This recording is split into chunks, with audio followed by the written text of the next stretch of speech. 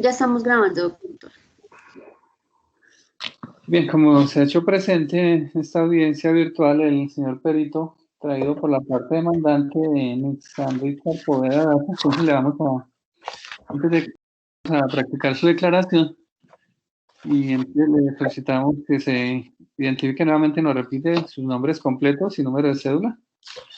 Su señoría, buenos días a todas las personas presentes a través de esta audiencia remota. Mi nombre es Nixon Richard Poveda Daza, identificado con la cédula 79-581-118 de la ciudad de Bogotá. Mi dirección de notificación virtual es grafologosbogotá@gmail.com y mi dirección física en la ciudad de Bogotá es la carrera séptima 7121 piso 13 Torre B, barrio Quinta Camacho. Gracias, señoría. Bien, antes de continuar, que vamos a tomar el juramento. Los términos del artículo 442 del Código Penal, que ya es ser conocido por usted, dada su profesión, que consagra el delito de falso testimonio con pena de prisión de entre 6 y 12 años para que, rindiendo declaración bajo juramento ante autoridad judicial competente, falte a la verdad. Entonces, a sabiendas de la responsabilidad que asume, jura decir la verdad en la declaración que va a rendir. Así es, su señoría, lo juro. ¿Cuántos años tiene?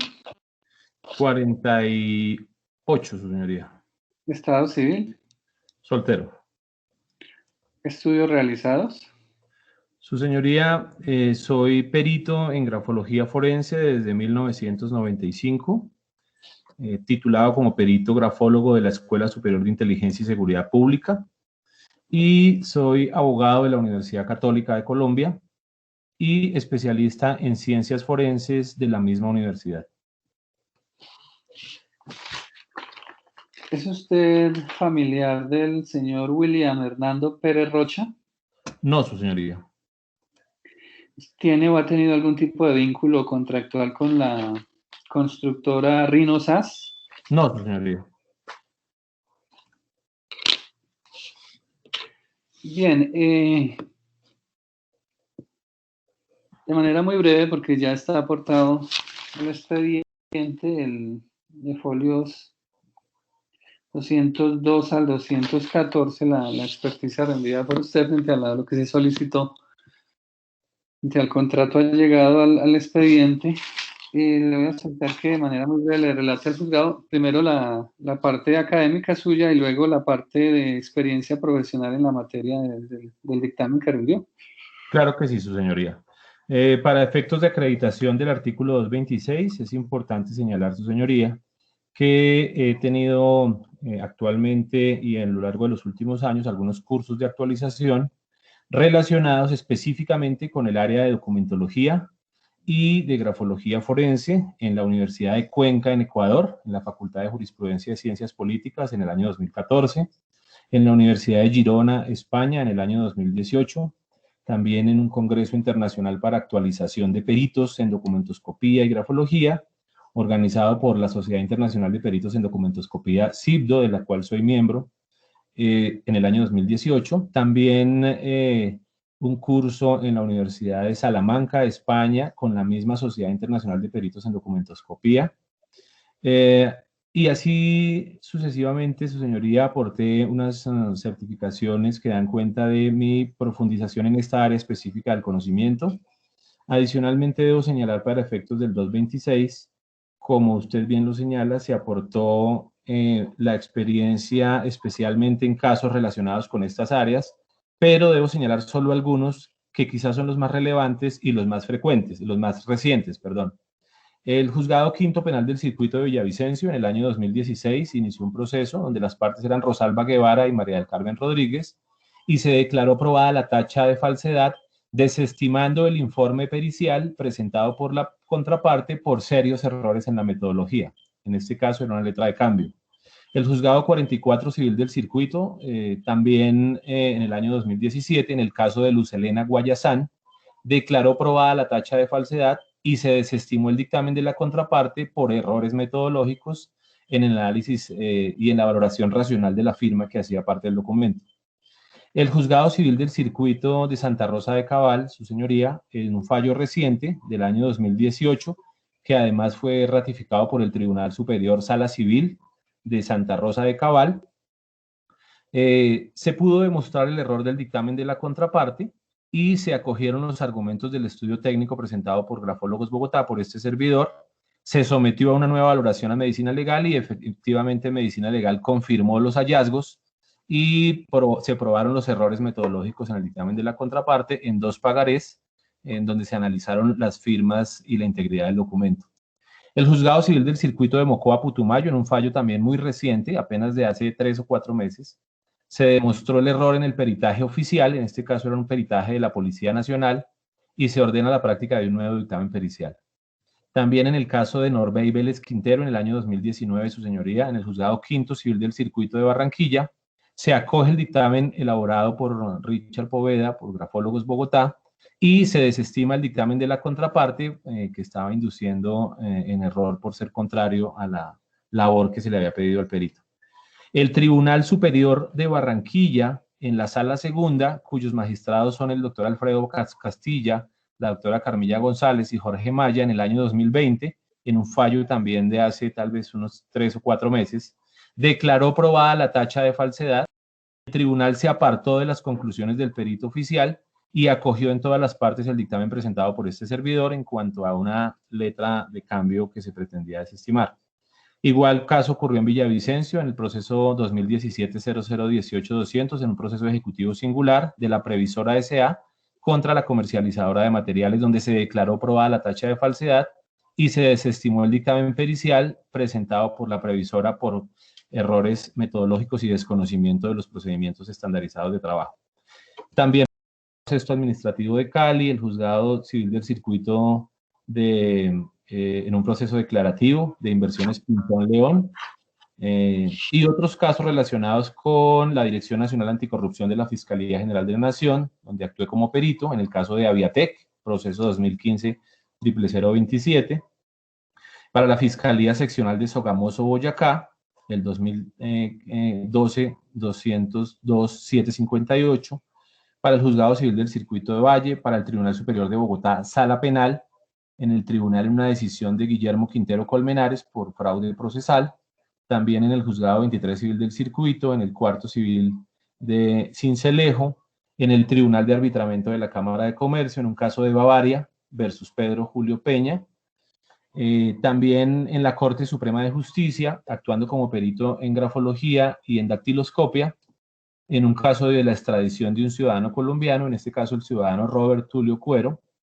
y en algunos casos relacionados con tribunales electorales, relacionados con fraude en los procesos electorales en Sogamoso, Boyacá, y en, bueno, algunos otros que están señalados dentro de la hoja de vida y que en este momento los estoy señalando, su señoría.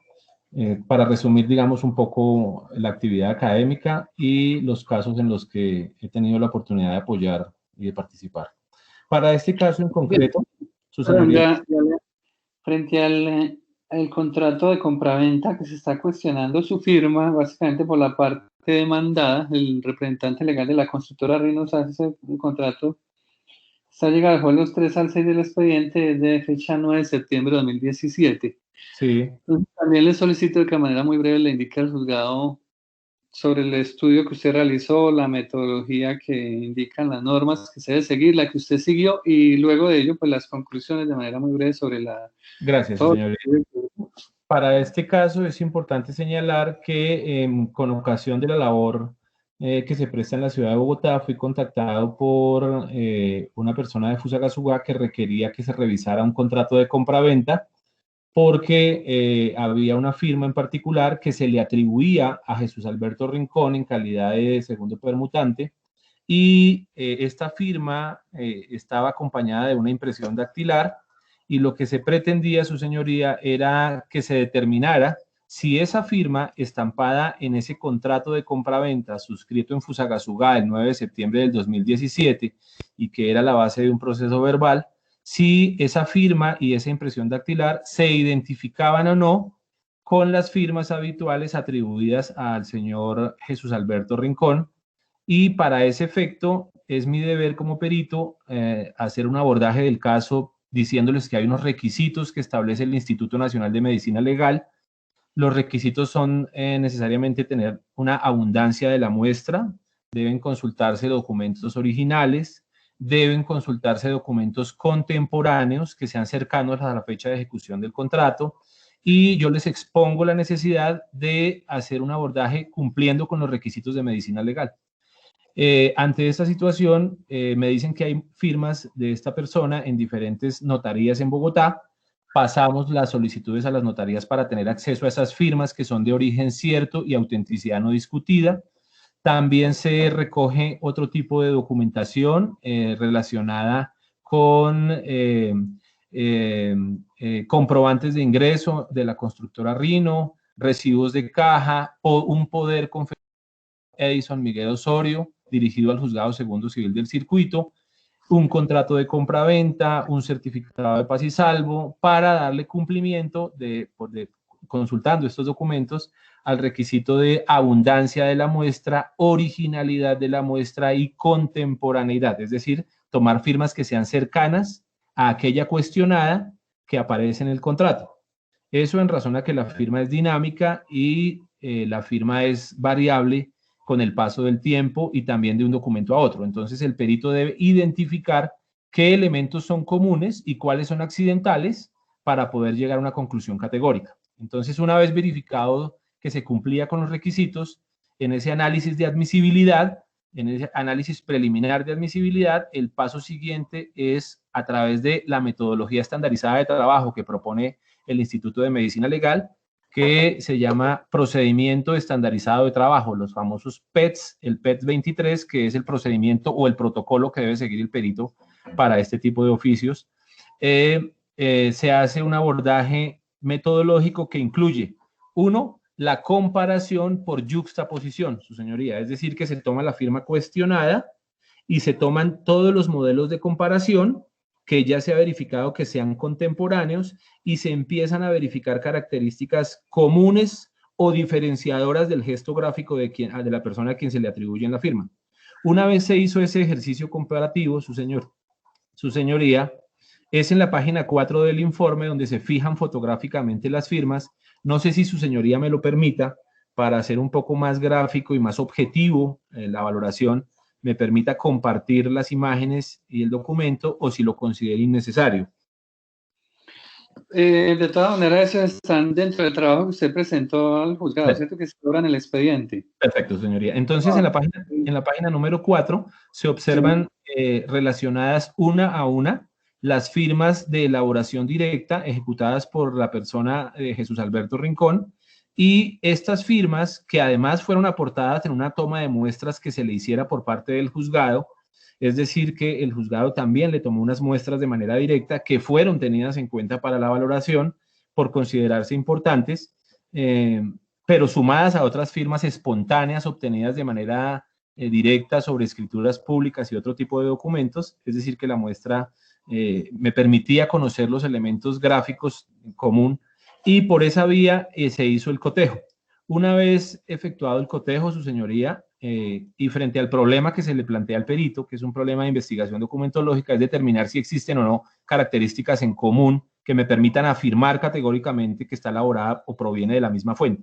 Aquí empieza el desarrollo del análisis, y utilizando unos elementos ópticos de ampliación, etcétera, para poder ver los detalles de la firma.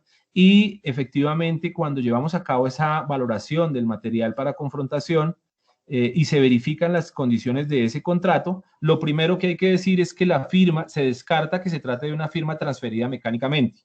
Es decir, que la firma no fue impuesta por escáner o transferida, sino que es una firma de elaboración directa, dadas las características de presión halladas sobre el documento. Lo segundo que hay que decir es que se pudo determinar que el documento no presenta ningún tipo de alteración, enmienda, retoques, agregaciones que afecten su integridad.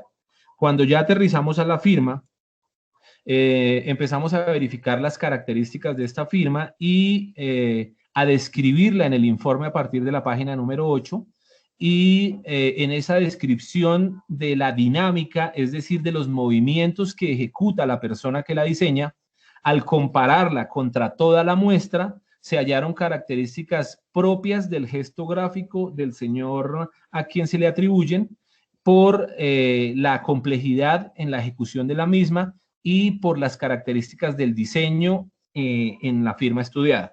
Es importante señalar, su señoría, que no se hallaron en ese contrato y en esa firma de Jesús Alberto Rincón lo que se denomina desde el punto de vista técnico indicios primarios de falsedad.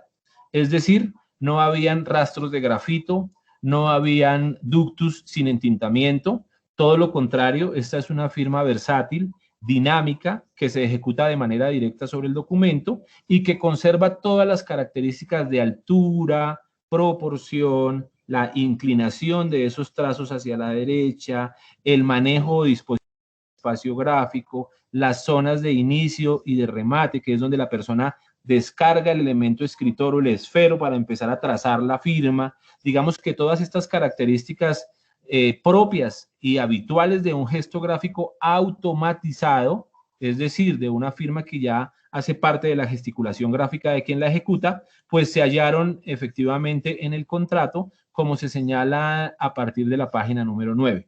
Entonces, a partir de la página número 9, se toman fragmentos de la firma y se empiezan a describir los movimientos de ejecución y se empieza a demostrar que efectivamente se trata de firmas que presentan plena identidad escritural sin ninguna duda y sin ninguna reserva. Es decir, si bien es cierto, pueden existir algunas variables morfológicas en la ejecución, estas son apenas naturales en el acto de escribir, pero en cuanto a la trayectoria, la altura, el manejo del calibre, los trazos, son firmas que se identifican plenamente.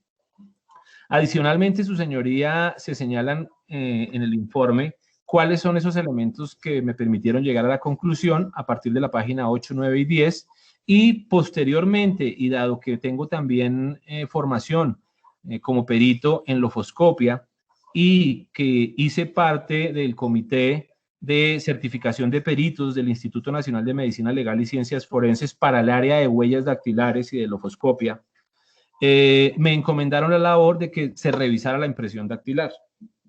Ese binomio constituido por una firma y una impresión dactilar implica que se debe analizar la impresión que acompaña a la firma para descartar o excluir a Jesús Alberto como la persona que la impuso o para verificar las condiciones de impresión de esa huella dactilar.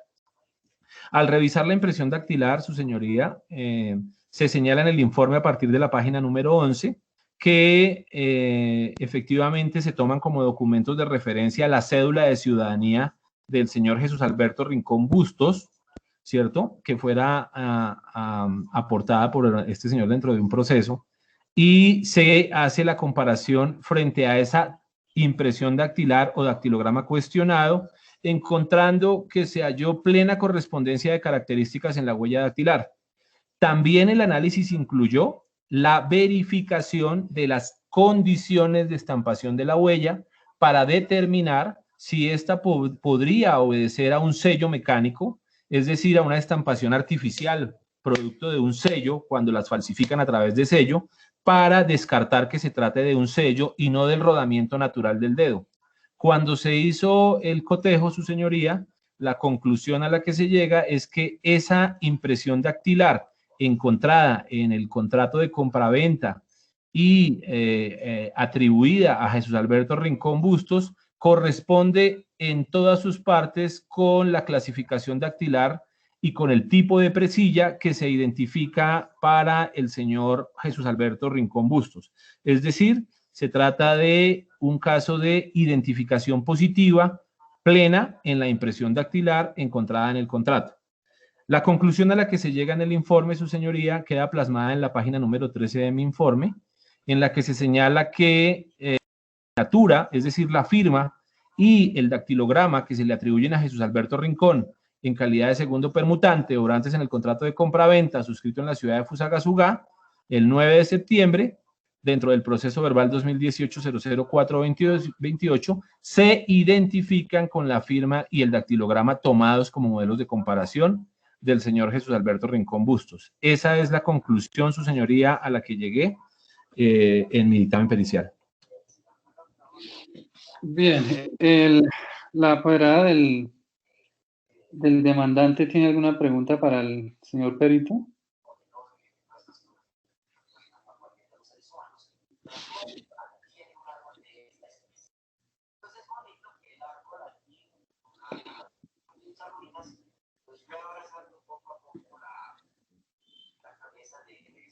Apoderado de la parte demandante. ¿Se está escuchando, Carolina?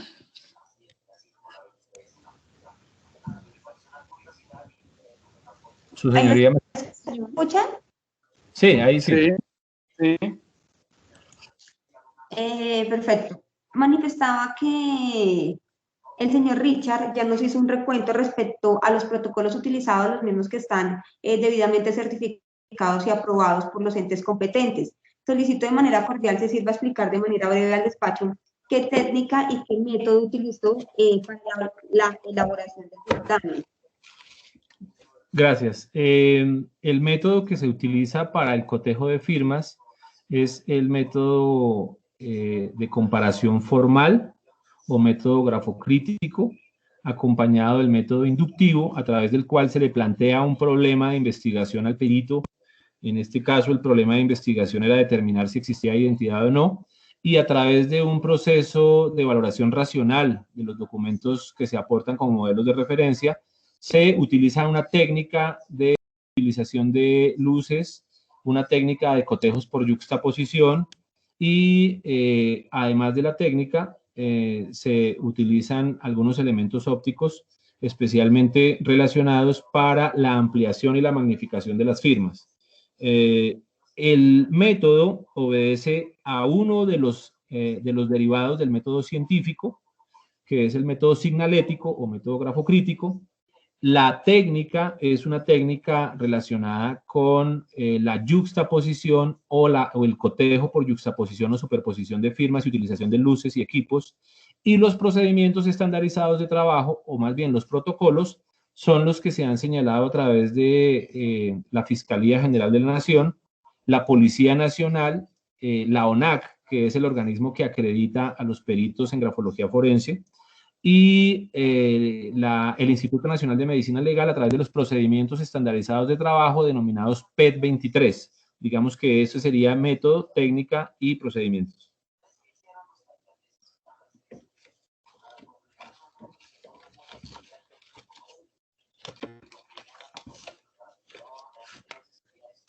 No tienes audio.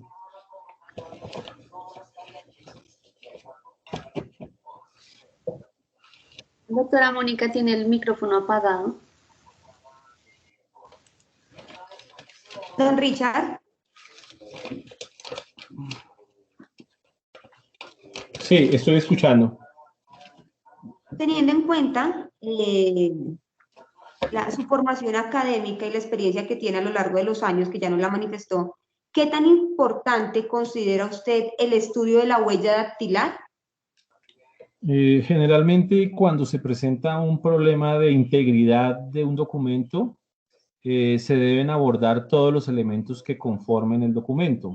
Los sesgos en la valoración o el análisis independiente, pues no podría permitir que se llegue a una conclusión categórica, porque el análisis no solamente versa sobre la firma y la huella, sino que también debe verificar las condiciones de integridad en cuanto a la ausencia de alteraciones aditivas, rasgados, supresiones, borrados químicos o raspados. Entonces es importante que el perito que ha sido formado académicamente haga un abordaje integral del documento.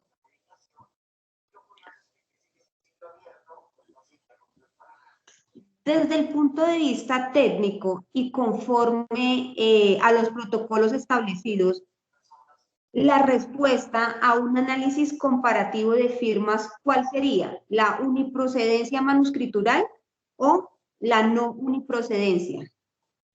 Digamos que esa es una de las escalas verbales de respuesta que se utiliza por el Instituto Nacional de Medicina Legal.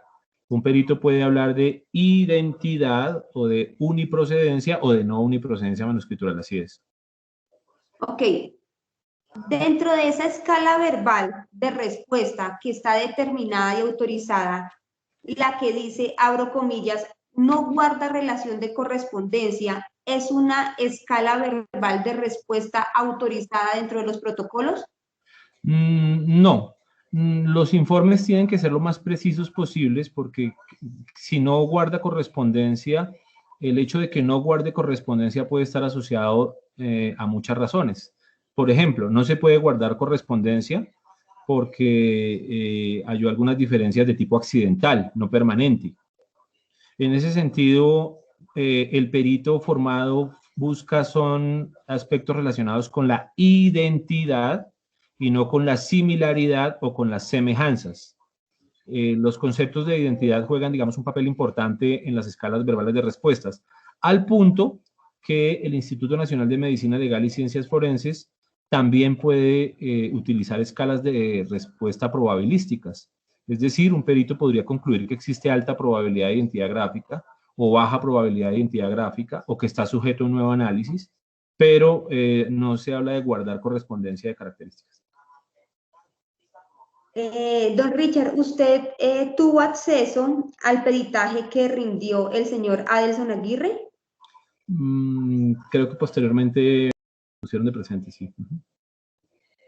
En la observación a ese dictamen, ¿considera usted, dentro de su experiencia en el tema, que existió o que se aplicó o no se aplicaron los procedimientos establecidos en el PET 23? Digamos que en el abordaje del caso es muy importante señalar cuáles son digamos, los procedimientos estandarizados que se han seguido, cuáles son la metodología que se ha seguido y cuál es la técnica.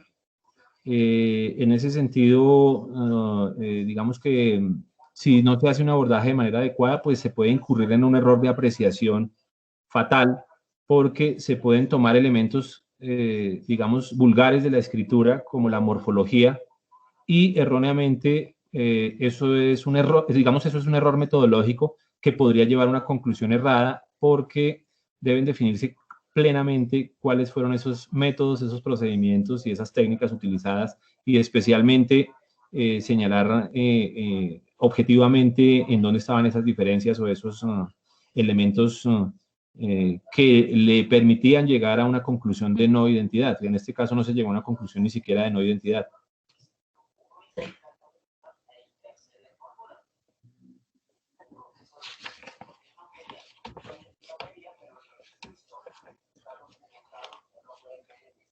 ¿Tengo audio? Sí. Okay.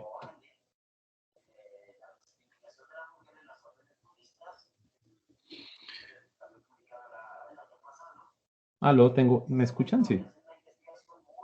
Sí, estamos esperando que la apoderada del demandante formule preguntas si tiene para hacer.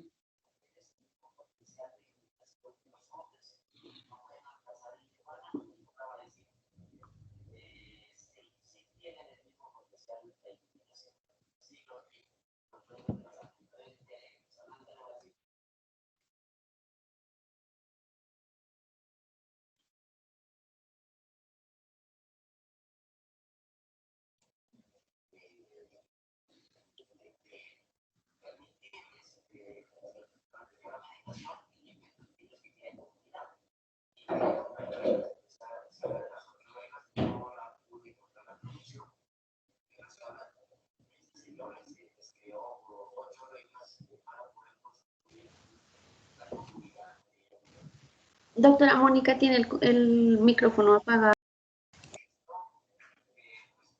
Sí, señora, porque el perito, cuando se me cayó la reunión, estaba terminando de dar la respuesta. No, ya el perito dio su respuesta y eso quedó en el audio, ¿cierto, Carolina? Quedó completa.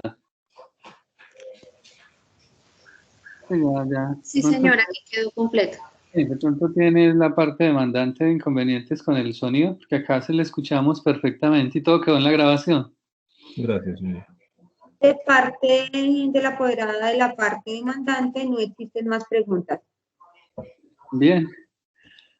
Considero entonces que ya se ha agotado el objeto de la prueba. Antes, la parte de Carolina, si de pronto se ha intentado conectar de la parte demandada, una apoderada o el mismo representante legal, antes de culminar con la práctica de la aclaración del señor perito Nixon Richard. No, doctor, ¿No? ninguna otra persona. La misma testigo que está solicitando ingresar, pero nadie más. Bien, entonces le damos por terminada la declaración del señor perito Nixon Richard Poveda Casa y le agradecemos por los servicios y le autorizamos para retirarse de la audiencia virtual. Su señoría, le agradezco muchísimo, que tengan un feliz día y permiso para retirarme. Bien.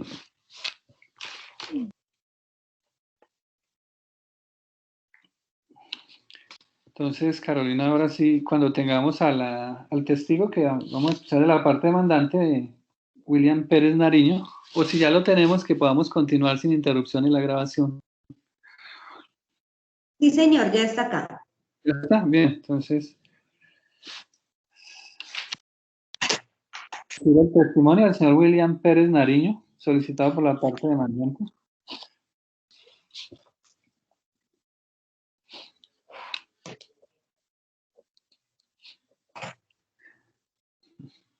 Señor, ¿estamos grabando, Carolina? ¿Estamos en audio? Sí. Sí, doctor, estamos grabando. Señor William Pérez Nariño, ¿nos escucha bien?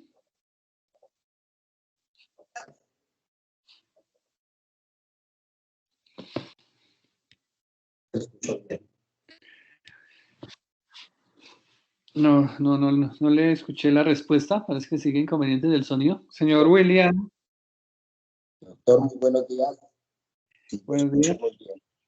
Usted nos enseña la... No, primero, ¿me repite sus nombres completos y apellidos, que no le escuchamos bien? William Pérez Nariño, Número de cédula, 11-382-807. 807. Sí, señor. 11380. La sube un poco la cédula, un poquito la... No, un poco, ahí está bien. Espera, la verificamos. William Pérez Nariño, 11382-807. Listo, ya la puede retirar. Señor William, antes de continuar con su testimonio, le debo tomar el juramento de ley. Dice el artículo 442 del Código Penal que incurre en falso testimonio con pena de prisión de entre 6 y 12 años, quien rindiendo declaración bajo juramento ante autoridad judicial competente falte a la verdad. Debe decir entonces usted únicamente lo que le conste sobre los hechos que le sean preguntados por el suscrito juez y por la apoderada de la parte demandante que nos acompaña en la audiencia virtual, y también si Sí, se llega juro. a algún apoderado, entonces de la parte demandada igualmente se haría la contradicción de la pregunta. Le voy a tomar el juramento, sabiendo de la responsabilidad que asume con el juramento, jura si la verdad en el testimonio que va a rendir.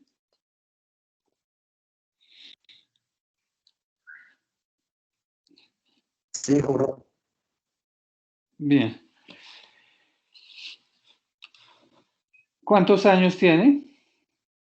54. Estado civil, Casado. estudios realizados, Bachillerato. ocupación actual, Comerciante, constructor. dirección de residencia, Carrera 17.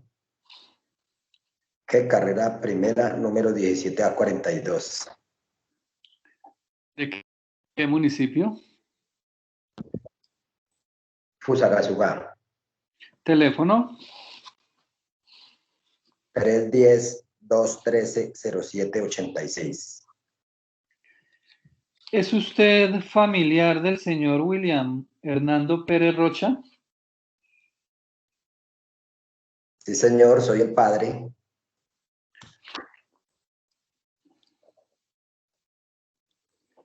¿Usted tiene o ha tenido algún vínculo con la constructora Rinosas?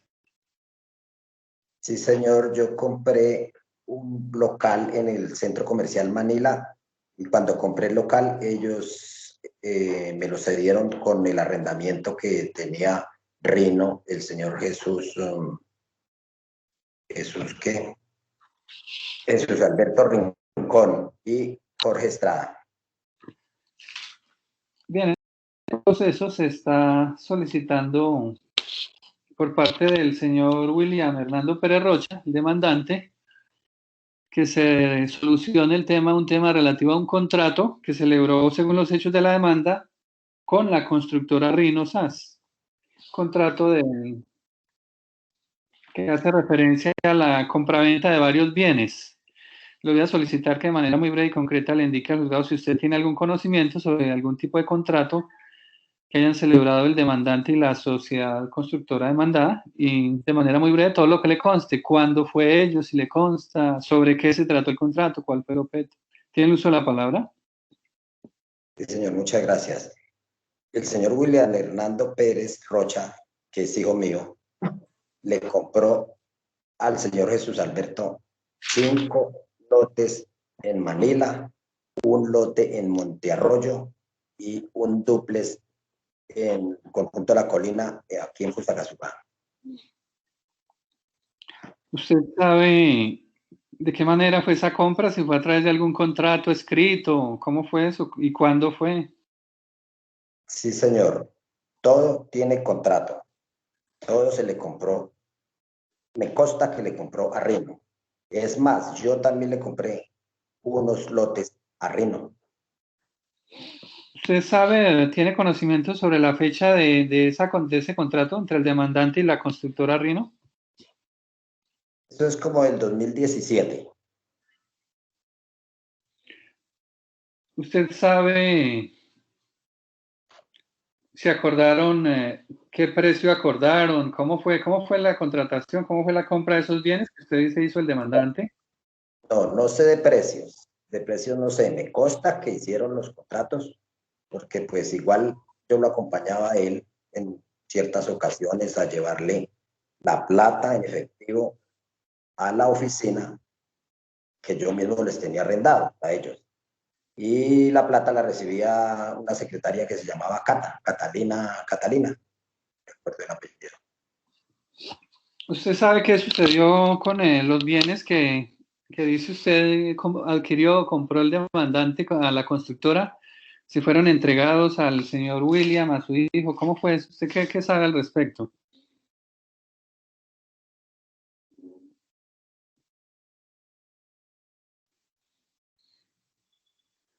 ¿Se está escuchando?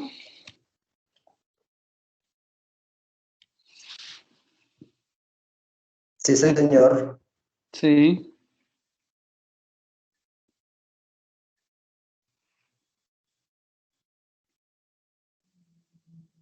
Sí, señor. Los bienes No, no, por favor, fueron entregados. revisa el sonido que le estamos escuchando entrecortado nuevamente. ¿Aló? Sí, Perdón, señor juez, ¿nos escucha? Ok. entrecortado, se está escuchando muy deficiente el sonido. A ver si lo podemos. Señor William Pérez Nariño, le preguntaba que si sabía sobre si había habido entrega de esos bienes que adquirió el demandante o qué sabe al respecto por parte de la constructora Rino. Por parte de la constructora Rino, lo que tengo entendido, le entregó un lote en Montearroyo y un dúplex en el Conjunto La Colina de Fusagasugá.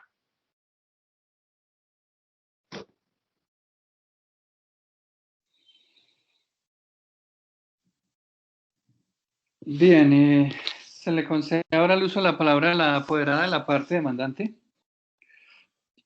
Don William, dos preguntas nomás. Sírvase manifestar al despacho si usted acompañó o es testigo de que William Pérez, su hijo, haya realizado pagos en efectivo en la constructora Rino.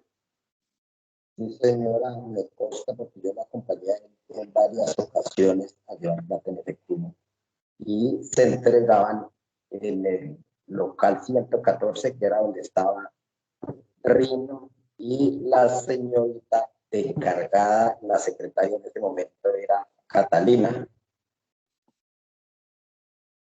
Sírvase manifestar al despacho, como usted pues determinó en respuesta anterior que también tuvo negocios con Rino Constructora sobre otros inmuebles que usted compró. Sírvase manifestar si en algún momento el señor Jesús Alberto Rincón les manifestó o determinó que ese negocio lo estaba ejecutando como persona natural y no como representante del Rino Constructora? Todos los negocios que tengo entendido que él hacía, y aún los que hizo conmigo, lo hizo a nombre de Rino. Constructora Rino. Señor juez, no más preguntas al testigo. Bien, damos por terminado su testimonio, señor William Pérez Nariño, y le autorizamos para retirarse de la audiencia virtual.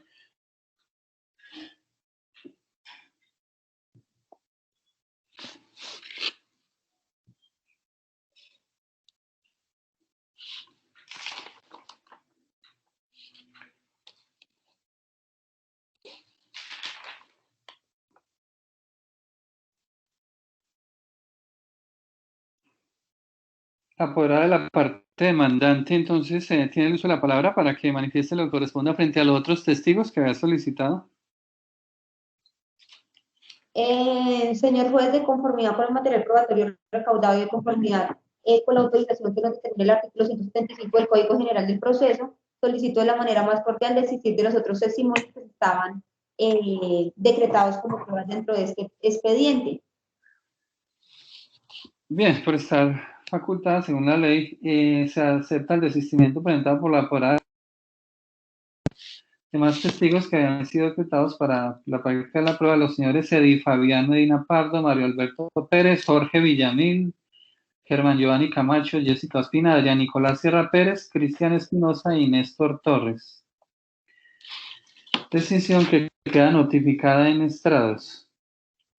Vamos a proceder entonces ahora a escuchar el testimonio de la demanda, de la parte demandada, el testimonio de la señora Catalina Caicedo Cortés, que la tenemos para ingresar a la audiencia. Carolina. Sí, señora, aquí la tengo pendiente para ingresar. Ya le voy a dar la admisión. Si quiere, para no evitar interrupciones, retomamos la grabación cuando esté ya plenamente en la audiencia, conectada a la testigo. Sí,